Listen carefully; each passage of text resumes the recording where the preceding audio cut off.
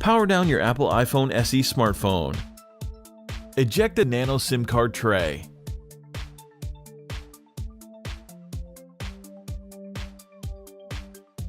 Remove the two bottom 3.4mm pentalobe screws located next to the lightning connector.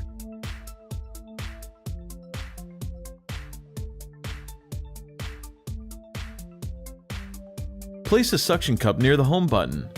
While applying firm, constant force, use the plastic triangle opening tool to work around the display assembly and separate from the iPhone SE rear case.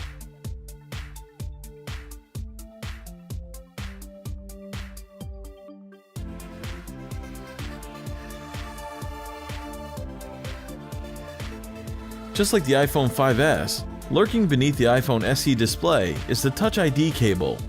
Do not pull the display up too far without first removing the bracket and disconnecting the cable. The display assembly is still connected to the iPhone by several cables, so don't try to remove it entirely just yet.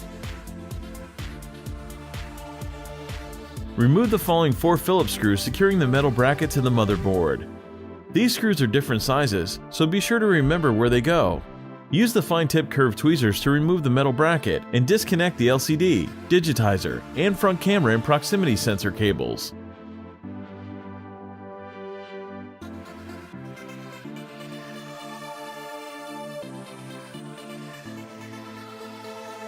Remove the following 2 Phillips screws and then the metal bracket. With the spudger, detach the iPhone SE 3.8-volt battery from the logic board.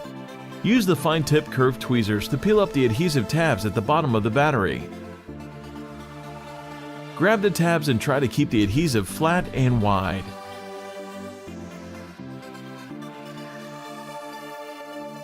Slowly pull the adhesive away from the iPhone SE. The adhesive will stretch to many times the length of the battery. Keep pulling until they come out from between the battery and the iPhone's rear case.